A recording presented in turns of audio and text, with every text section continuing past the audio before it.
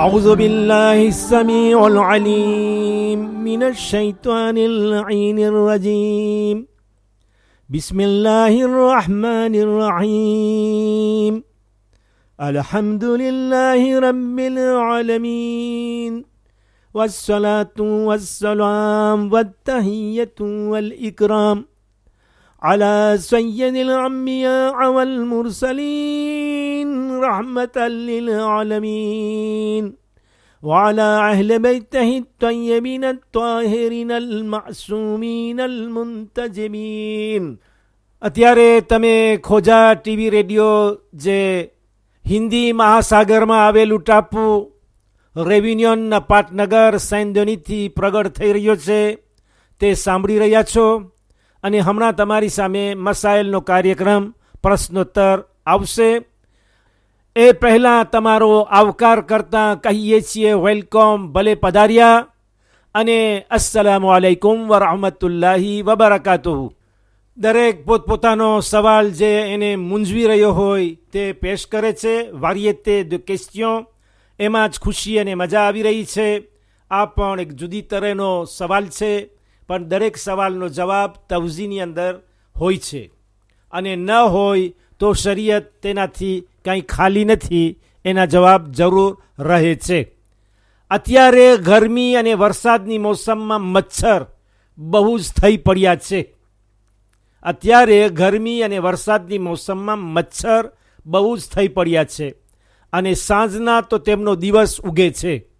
નમાઝની હાલતમાં અગર મચ્છરને મારવામાં આવે કે જે આપણા શરીર ઉપર બેઠું હોય અને તેમાંથી લોહી છૂટે તો તે લોહીને પાક સમજવું કે નજીસ, તે વાંધાજનક છે કે નહીં, તેના વિશે ખુલાસો આપશો. તમે જે સવાલ કર્યો તેનો જવાબ તમને તવઝીહુલ મસાઇલની અંદર મળી આવશે.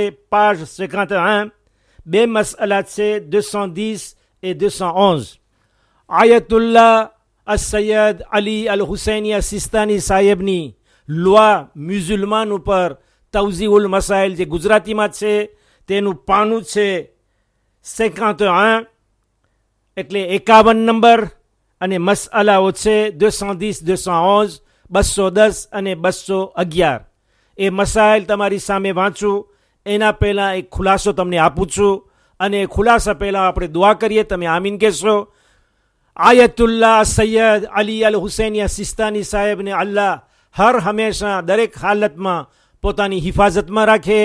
એ જ પ્રમાણે દરેક મુસ્તહેદને જ્યાં પણ વસતા હોય, દરેક દીનની ખિદમત કરનાર ઓલમાએ દીન, ઝાકિર અહેલે બેત, બલકે દરેક શિયાને અહેલે બેત જે પણ ખૂણામાં આ દુનિયામાં આ જગત આ પૃથ્વી ઉપર રહેતો હોય તેને અલ્લાહ હંમેશા પોતાની હિફાજત અમાનમાં રાખે, તેમની ઇજ્જત, માલ, ઔલાદ અને જાનને.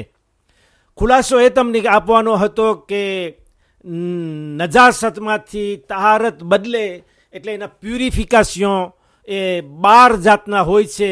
એમાંથી 2-3 તમને બતાવું છું અને એ પછી હું તમારા સવાલના જવાબમાં આવી જાઉં છું.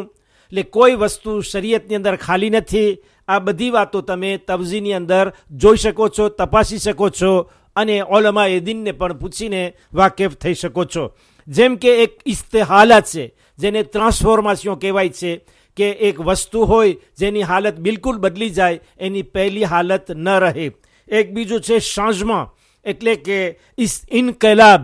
ઇન્કલાબ એટલે જેમ કે રેવોલ્યુશન છે, જે એક હાલતમાંથી બીજી હાલત બદલે, એને એ વસ્તુ પહેલી ન રહે કે બીજી વસ્તુ બની જાય અને તે પણ પછી પહેલે નજીસ હતી પછી પાક થઈ ગઈ. એ જ પ્રમાણે ઇસ્તેહાલામાં પહેલાં નજીસ હતી અને બાદમાં તહારત થઈ ગઈ. એ જ પ્રમાણે આ ઇન્તકાલ છે એટલે કે ટ્રાન્સફર, એક જગ્યામાંથી બીજી જગ્યાએ જવું. એક જગ્યામાં તે નજીસ હતું, બીજી જગ્યામાં આવ્યું તો તે પાક થઈ ગયું. જેવી રીતે એક માણસ મરી જાય છે તો આપણે કહીએ કે તે ઇન્તકાલ થયો, એટલે આ દુનિયામાંથી બીજી દુનિયામાં આવ્યો. આ જમીનને છોડી પૃથ્વી છોડીને આ ખેરતમાં આવ્યો, ભલે પછી કબરની અંદરમાં માટીમાં જમીનમાં સૂતો હોય. તો ઇન્તકાલનો મસલો અહીંયા આ તમારા સવાલને લાગુ પડે છે અને જવાબ હું તમારી સામે વાંચું છું કે જે તવઝીહુલ મસાઇલની અંદરમાં છે. તમે મને સાંભળી રહ્યા છો, બરાબર ધ્યાન આપશો. મસલો 210 નંબર. અગર મચ્છર વગેરે જીવાત અથવા તો જૂ જેને પૂ કહેવાય છે, પૂ જે વાળમાં હોય છે, મંગળ હોય છે, અથવા ચાંચડ જે ઘણી જગ્યાએ જોવામાં આવે છે. કદાચ અહીંયા રેયુનિયનમાં આપણા બચ્ચાઓ જવાનો જોયા ન હોય, પણ ઓળખતા ન હોય, જાણતા પણ હોય કે ચાંચડ અને પૂ અને જૂ શું છે, પણ તે છતાં કદાચ જાણતા હોય તો વધારે સારું. પણ ઘણી જગ્યાએ એ વધારે ભાગમાં હોય, અહીંયા કદાચ મેં હજી તો જોયા નથી. પણ તમને હું એનો દાખલો આપું છું કે જેથી આ મસલો સમજાય. ફક્ત મચ્છરનો જ દાખલો નથી, પણ એવા જીવાત કે જેમાં લોહી હોતું નથી. અગર મચ્છર વગેરે જીવાત કે જેમાં લોહી હોતું નથી, ખૂન હોતું નથી, ઇન્સાનનું લોહી ચૂસી લે, અથવા એવા હૈવાનનું લોહી ચૂસી લે કે જે હૈવાનનું લોહી ઉછળીને વહે છે, જેમ કે બળદ છે, ગાય છે, બકરો છે, બકરી છે, ઘેટા છે, તો એ બધા એવા જાનવરો છે કે જેને ઝબા કરવામાં આવે, એગોર જે કરવામાં આવે, તો તેનું લોહી ઉછળીને નીકળતું હોય, આમ જ વહી ન જાય. તો ઇન્સાનનું લોહી ચૂસી લે અથવા એવા હૈવાનનું લોહી ચૂસી લે કે જે હૈવાનનું લોહી ઉછળીને વહે છે, અને એને કારણે એ લોહી ચૂસનાર જીવાત, એટલે મચ્છર હોય, જૂ હોય, ચાંચડ હોય, એ જીવાતના શરીરનો ભાગ થઈ જાય છે. પહેલે એ લોહી એની શરીરમાં હતું નહીં, પણ જ્યારે ચૂસ્યું તો એ ચૂસ્યું શરીરમાં ગયું અને એના શરીરનો એક ભાગ બની ગયો. તો એ લોહી હવે પાક ગણાશે અને એને ઇન્તેકાલ કહેવાય છે. જ્યારે લોહી ઇન્સાનનું હોય એ શરીરમાંથી બહાર આવે તો એ નજીસ છે, પણ જ્યારે એ જ લોહી કોઈ એવા જીવાત ચૂસી લે કે જેની અંદરમાં પહેલાં લોહી હતું નહીં, des insectes qui n'ont pas de sang, એ સુસે કરે, ચૂસે, તો એ લોહી એના પેટમાંથી થઈને બહાર આવે તો એને ઇન્તેકાલ કહેવામાં આવે છે, ટ્રાન્સફર, અને એ પાક થઈ જાય. એટલે નજીસ હતું એ corps d'un insecte qui est sans sang, qui n'a pas de sang, એની અંદરમાં ગયું અને બહાર આવ્યું એટલે પાક થઈ ગયું. હવે મસલો 2:11 વાંચું છું કે જેમાંથી આનો ખુલાસો, એનો નિવેડો, એનું પરિણામ, રિઝલ્ટ તમને મળી જશે. અગર કોઈ શખ્સ, કોઈ માણસ પોતાના શરીર ઉપર બેઠેલા મચ્છરને મારી નાખે, અગર કોઈ માણસ પોતાના શરીર ઉપર બેઠેલા મચ્છરને મારી નાખે અને એ મચ્છરે જે લોહી ચૂસ્યું હોય તે બહાર આવે, તો દેખીતી રીતે એ લોહી પાક છે.